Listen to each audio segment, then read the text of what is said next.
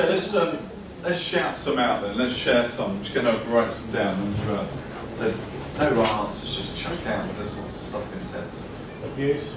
Abuse. Yep. Okay. Addiction of various kinds. Yep. Addictions. Financial disaster. Yep.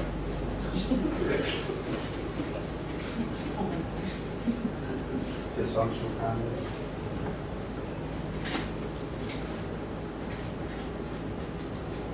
Mental health.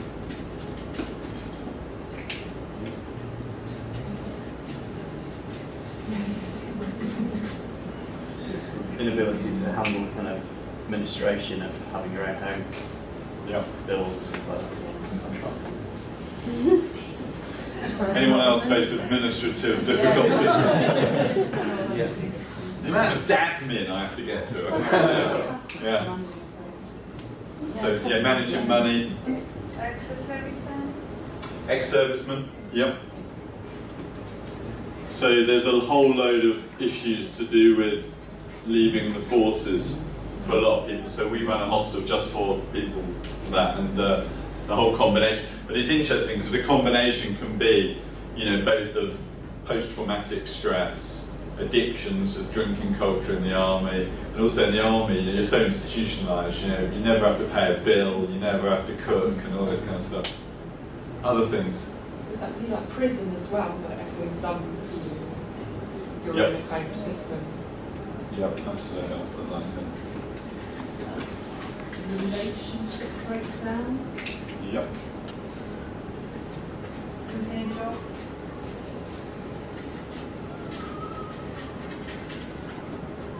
So relationship breakdown and losing a job. Yep.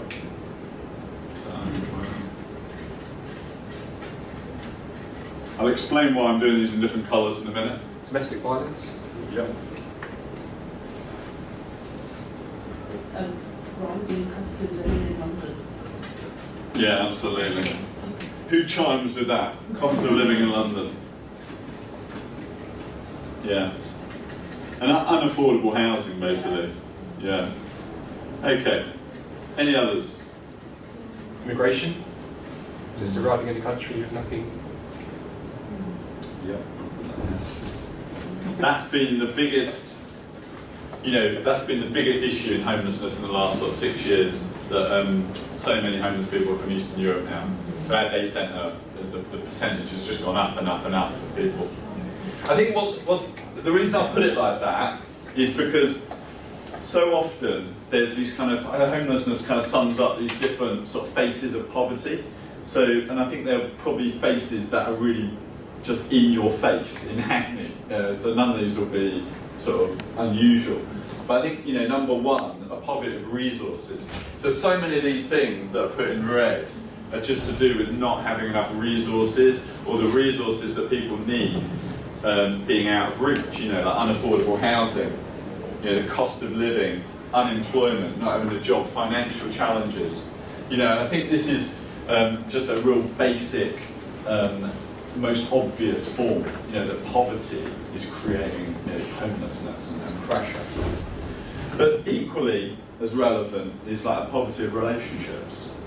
So it's just not, as well as the material, it's those relationships with other people. So when people talk about dysfunctional families, relationship breakdown, domestic violence, behind Kevin's situation is so much relational strife, relational dysfunction and letdown.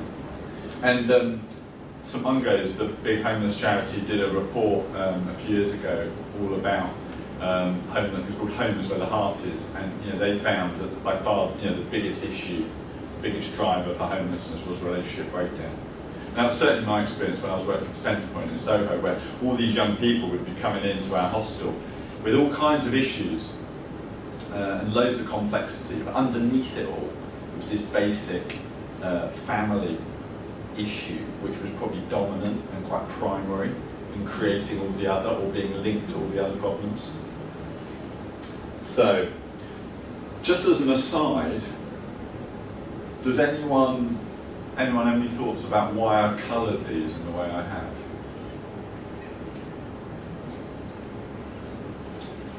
Labour concerns. Absolutely. But it's just, yeah. This one's on the left, and this one's on the right. And the reason for that is because, you know, as I say, homelessness says something very fundamental. And it's something also quite political. That actually people on the left wing tend to emphasise this as the driver for homelessness.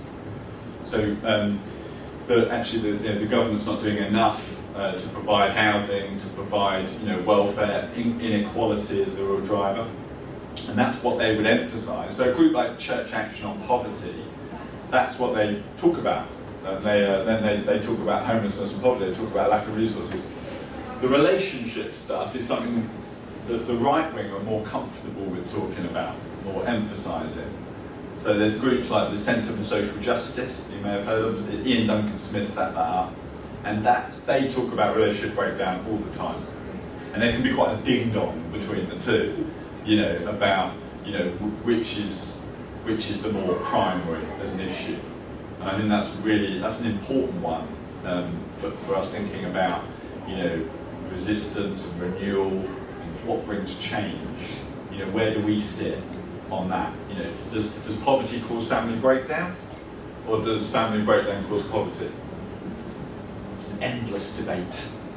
But lastly, and probably most deeply, is this stuff we talked about, perhaps inadequacy of being able to run your own life, abuse, addictions, mental health. You could say that all of these things are I'll move this, are a kind of, you could say, like a cluster of issues to do with identity. So just as this is about relationships with other people, it's like your relationship with yourself is fractured and very problematic for so many people. And so many people, I think, who are homeless have very low resilience levels. So issues that might happen to you or I that we would somehow overcome, mainly perhaps because we've got more resources or we've got more relationships, might happen to them, and it ends up with them going on the street. We know quite a few people who get into debt, and they get so anxious about it, they'll just go and throw the keys down the drain and just go onto the street because they just cannot cope with the meetings, the forms, the administrative, the hassle facing. And it's this resilience issue, which is why I think it's really important to be understanding people like Kevin rather than think, oh, well, he's had his chances and he's just, my grandma used to say, why are you working with these ne'er-do-wells? That's the way she used to describe it.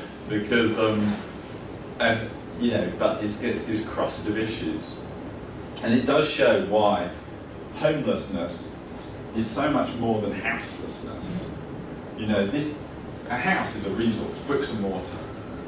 But our homes, and for many of us, and I'm not making any assumptions because I'm sure there's lots of stories in the room, but so many of us, our homes have been places of relationships and our identity.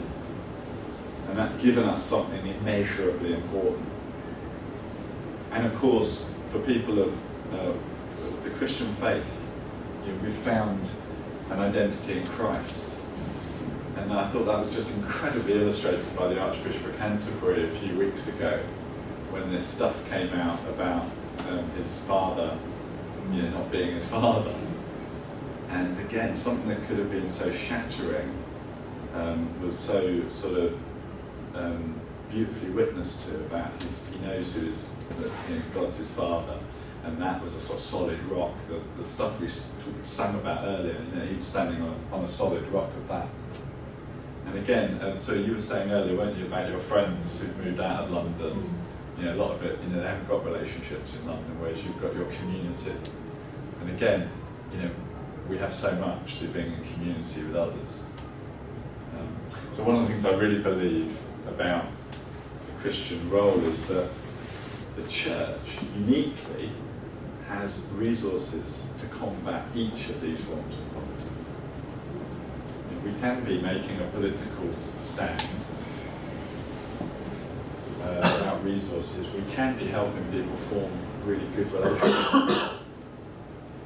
And most of all, we have a gospel message that can speak to someone's very identity and offer them a renewal of their identity, of who they are, loved, cherished, accepted, and redeemed by God. So that's why I so believe in this connection between the church putting its faith into action, because we have such an incredible message which can heal and restore people who are so damaged. So I've talked quite a lot. I'm just gonna. Oh, yeah. What was I gonna do? I was just thinking. I'm just gonna show you a model that is relevant to this. In that did anyone study sociology? At all? Yeah. So this is a sort of basic sociological model between, society and all of these factors, the political, the economic, and the religious, and the person as individuals. And again, I've coloured them in that same way, because as people, we can shape society, we can influence these things, but also society influences us. And of course, someone like Karl Marx was famous. I mean, he really emphasised this the dominance of the economic. The economic situation you're in will determine your life chances. And that is a real emphasis. And again, on the left, really emphasising this. Someone like Margaret Thatcher, in contrast, said, there's no such thing as society. That was a famous quote of hers, because she wanted to really emphasise the personal and the way that the people shape the society you're in. And that's a real kind of element that connects to a lot of what I was talking about. The way that how can Christians be influential in helping people find help personally, but also changing society. Because I think that sin, especially the way the Bible talks about idolatry and injustice, failure to love God, a failure to love your neighbour. I think sin is such a manifest, it's such an important factor, and we talk about it. I mean, has anyone read the book by Francis Spufford, Unapologetic? Yeah, well, the word sin is so problematic, really, in talking about it, that this book's a really good book, and he kind of recreates it. He calls it a habitual tendency for humans to, now he doesn't use muck, he uses something else, but I've changed it to muck, because I thought that would be more acceptable. But, rather than talk about sin, talk about habitual tendency for humans to muck things up. And this issue of sin, it has such an impact on people personally in all kinds of ways. Behind people's problems often lies poor choices, poor decisions, the insecurity, the sense of inadequacy, the willful wrongdoing that we've sung about today. That is such an issue that obviously the Bible talks so much about this. But I think equally, sin is impacting on levels that aren't just individual, that aren't just personal. They're actually social and economic, and to do with inequality and structures of society. And we're just going to, work with this model a little bit, because I know some people aren't into models, and maybe it speaks to you or not. But this issue that basically sin and wrongdoing, affects us personally, but also is kind of embedded in some, institutions that we live within. I just want to throw out a question, really. you know, and just to talk in your groups again, you know, in your life and work, you know, where do you see that kind of impact of sin, or that habitual tendency for humans to muck things up? And where do you see that at work? And in relation to that, you know, what does sort of resistance to those things look like? So just have a chat again in your groups about that. Where do you see that in your life?